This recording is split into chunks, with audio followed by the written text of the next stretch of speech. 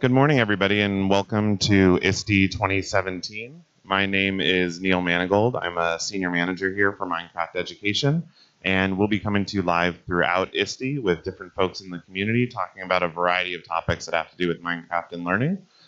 Today, I have Paula here with me. Teacher's been using Minecraft for quite some time, so what I wanted her to do is introduce herself and introduce these two fine young people you have.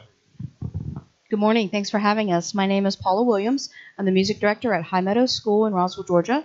And these are two of my students. This is Bennett Stone and Owen Stone. And Bennett is a 5th grader and Owen is an 8th grader. Hi, guys. How you guys doing? We're good. Good. Yeah. You guys can pass it back and forth too if you would, or you can lean in together and talk. So tell me about you guys playing Minecraft first, not at school. So when did you guys, who started playing Minecraft first? Did you start playing at the same time? We started playing around the same time. Okay. And 3 years ago, I think. Yeah, about 3 years. Yeah, we've just been playing. We do a lot of survival worlds. Okay. Where we play together, just basic Minecraft, doing the survival things. So. Cool. Do you guys typically play together in the same world? Do you play in your own? Does it vary? Most of the time we play together. Yeah. Cool. Because we just like having fun together playing. How does that work? Any arguments between the two of you on what you're going to build and how it's going to look? Occasionally. On Occasionally? things. Yeah, like who's gonna get the one wolf in the world, or like things like that. Cool. Is it harder to figure things out together in a Minecraft world, or is it harder to figure things out when you guys disagree in the real world? Real world, because there's a lot more aspects. Minecraft is just more zen and simple. Well, you're zen and simple. I don't know that I need to ask another question after that one. So tell me about using Minecraft at school. So how far back have you guys been able to use Minecraft in your school, and tell me about what that's like? Well, we really started at school, so Last year, 3 years ago. Last year we did a beta education edition tryout, and that was really cool because you feel like it's going to change so much because it's going to be like education edition, so then all the fun aspects are gone. But really not much changes. It's just sort of like there's a few things that like the allow and deny blocks and things like that to make it more easier for people to not hurt each other or like ruin each other's builds. But other than that, you still get the same like fun experience and like educational. Yeah, one of the things we were worried about last year was we would launch Education Edition and students like you would be concerned that we would take all the fun out of the game. So it's good that you guys saw that we didn't try to mess with it too much and instead added things for teachers. it actually was definitely pretty much the same. It's added some different things and changed other things. But other than that, it's exactly the same. So it's not like removing anything. It's just It's just different, but not necessarily better or worse. So tell me, I'm going to pass the mic to you. So tell me about what it's like working with Minecraft with your students, and specifically, like, what was challenging for you early on. It's hard to think about bringing a video game into your classroom and being, I don't know if you were the first one to do that at your school and being groundbreaking, but tell me what that experience was like, bringing a game into your classroom and working with students, and how far you've come in that journey. I saw a lot of students excited about Minecraft, and I started hearing about teachers that were using Minecraft in their classroom. I knew nothing about Minecraft. I just knew those two things. My students were excited about the game, and teachers were starting to use it in education. So I started exploring different sessions or lessons from other teachers at conventions and things like that. But I wasn't learning, as a music teacher especially, I wasn't learning the things that I needed to know to be able to justify having it in my classroom. So I decided I needed to ask my students, and so I went to them, and they helped me. They came early in the morning, and they started teaching me how to play it. And after that, I decided I had to do this because I saw their excitement as they were teaching me. So I ran an experiment, and I just offered it to all the kids in our community. We're preschool through 8 school, and I had 85 kids show up at 7:30 in the morning in my classroom, kids from grades K through 8. And I was like, okay, this is popular. These kids want to do this.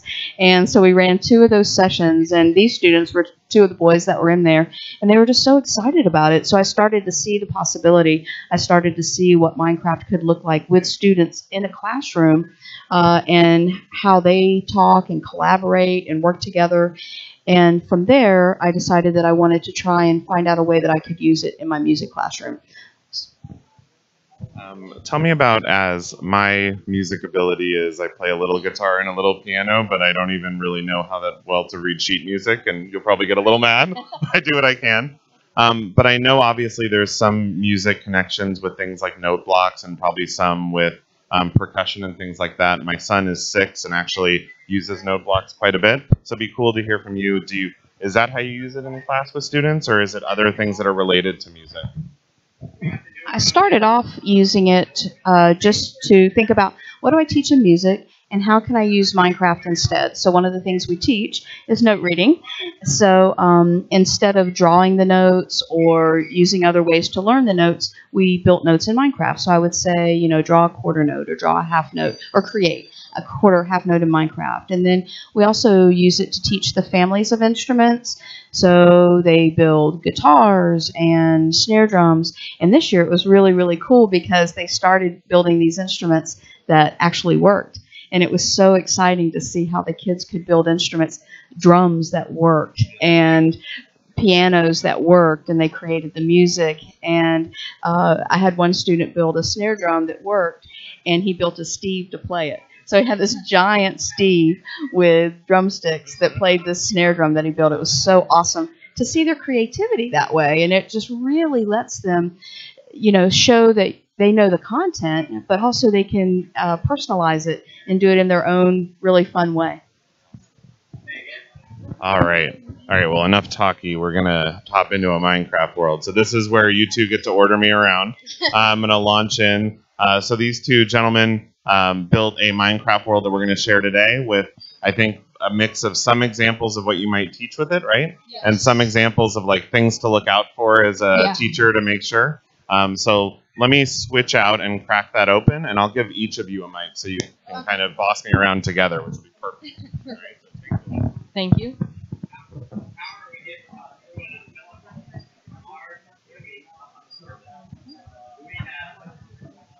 you guys can kind of see how hard it is. Yeah. Let me ask my colleague. Good? Sweet. All right. So what do you guys want to show me first? So maybe we could start with just the labels. So that's the wool blocks right here. So one of the things is just very simple to use in Minecraft is wool, because wool has, I think, 16 different color variations. And whenever you use one of them, you can use it as a label of a different section of a world. So a student's color could be lime green, and then you can have 16 different students with their own colors, or organizing a build, which we'll see in a second with the DNA strand we built. So how do you get all this wool? Okay, so whenever you open your inventory by hitting E, you can go to the search area with the little magnifying glass, and then search wool. And then there it is, all of the different types of wool. You can just grab a stack of it. And that's how you get it in creative mode. And then if you want to get it in survival mode, you have to go shear sheep and then get some flowers and use them as dye and dye the wool from the sheep. A little more complicated, but Yeah. Both primary and secondary colors, right? Yeah. Colors to make it work. Mm-hmm. So then we have an example of how you can use the wool block. So if you just turn 180, you can see 2 DNA strands right here. So the one on the right, that one's a wool block made out of, not a wool block, DNA strand made out of wool.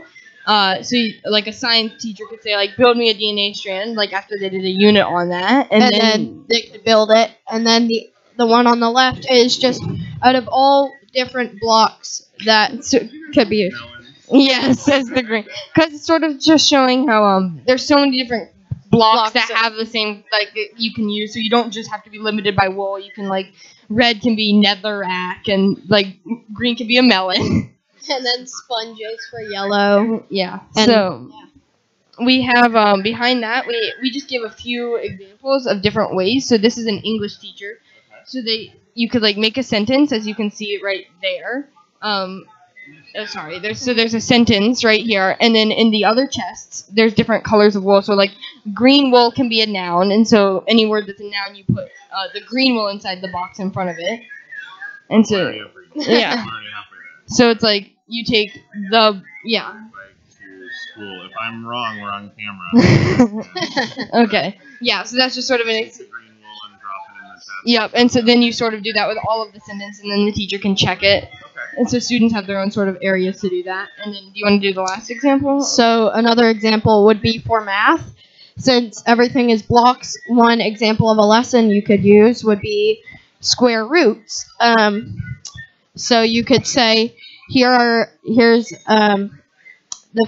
this physically shows us 2 squared, this shows 2 cubed, then 3 squared, and then you could say, can you create me a 3 cubed? And they would use whatever block they wanted to show 3 cubed. So, do you guys use commands at all for this kind of stuff?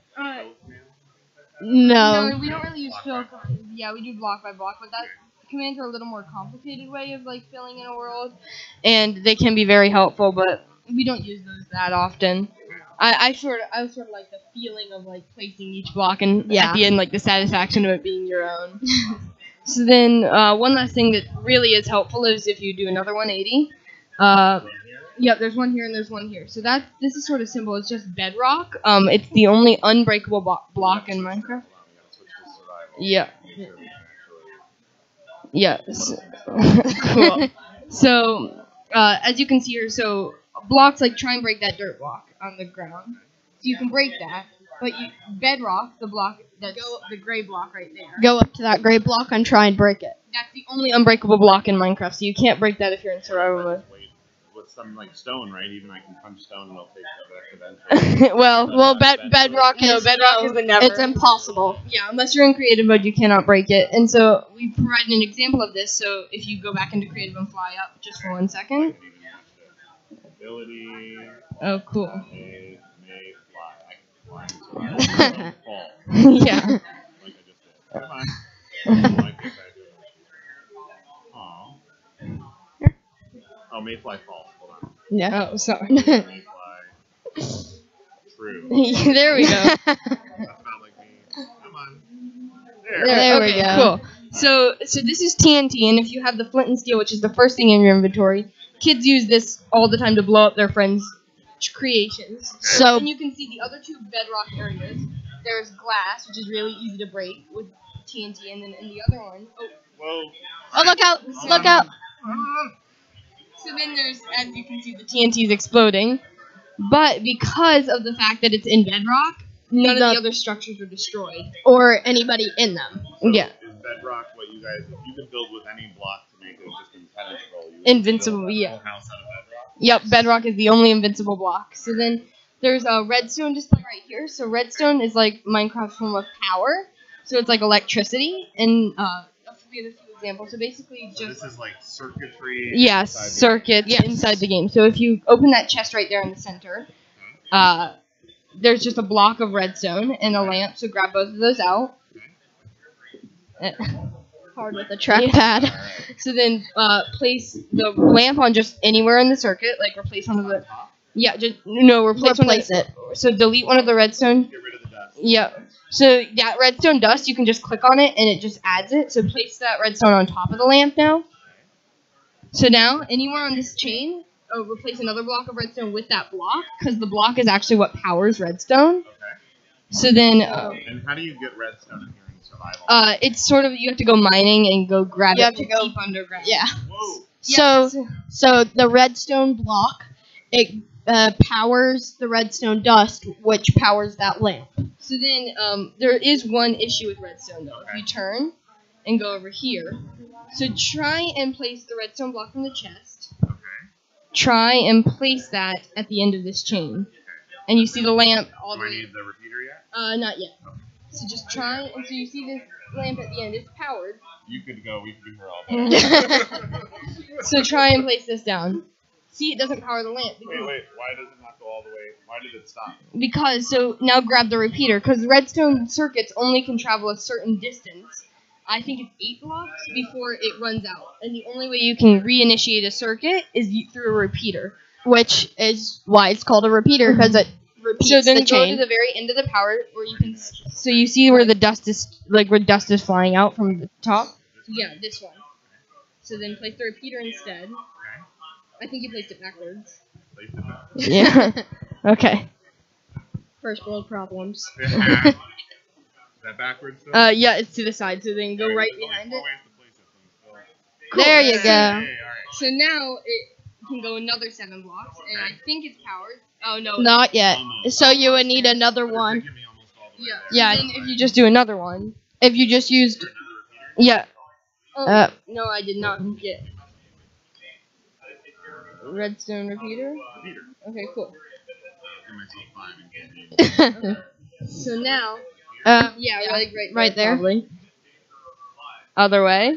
Don't want it to be backwards again. I don't know that I've ever actually built up repeaters before. Worked for Minecraft. Trust me. Backwards again. Oh, wait, backwards again. Yeah. Owen Make sure is it's not to the side. yeah. Owen is the one who always does redstone for our I'm worlds. really good at watching YouTube videos. There we go. Now Yay! it's powered. What? Wait, so one last thing. Yeah. What is minecart? Okay, cool. Okay. So What are these minecarts? minecarts are a way of transporting around the world. So just right click it, and you'll get inside it. Or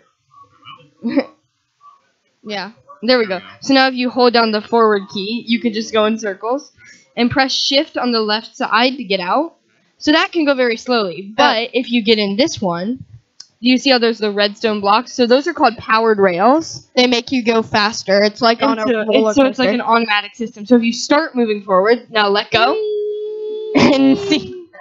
Now you can just keep going. So you can make that a giant chain around the world. Yeah, same shift thing to get out, but it will keep going. So if we have a little more time, we can show the just quickly the few things that teachers should look out for. So students, cool. Here, it's other way. That way. Okay, yeah, there it is. Okay, so these are things that teachers should look out for that students might try and use to their advantage. So let's just start at the far right, from where we're standing right now. So right here. Okay. So this is a TNT minecart. It's Yeah, so you can make a train cart filled with like a chest, which is very helpful for like transporting blocks, filled with a furnace. Yeah, so this is exactly. it's very unhelpful. These are things that teachers should look out for, and since it can blow other people's creations up. So It's what they so that's not a powered rail. That's something called an activator rail. So if this minecart rolls over the activator rail, the TNT will go off. So if you press that button right there, yeah. So if you press that button, that activates a rail, and then watch. Oh. Okay. Yeah. Can I blow it up off in the cart? No, you can't. But There we go. I'm blowing this up in the mirror Okay. now. There we go. Yep, has to be blown up. Absolutely blown up. We're not ending this live stream. Thank you. Okay. So There you then go. there's also these are potions, I believe. These are spawners. no, Oh, spawn spawn egg. Sorry. Oh. Okay. Yeah. creeper. Creeper. Yeah, Okay, creeper. so spawn eggs. So there's monsters in Minecraft. So there's little mobs like pigs and stuff. Like sort of these are live representations of those. But then there's also some harmful mobs such as creepers or zombies.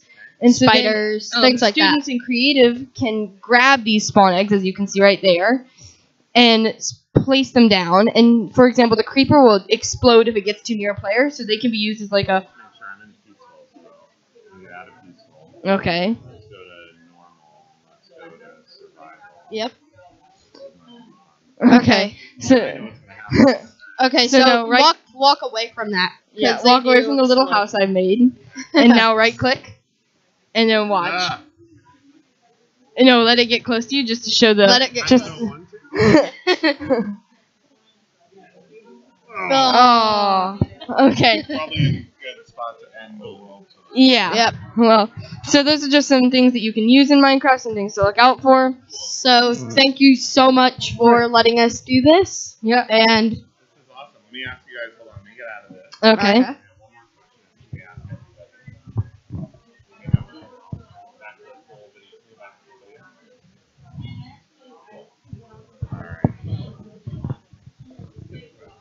Okay. Two of you. Right. I'm a 5th and 6th grade teacher. I've never played Minecraft before.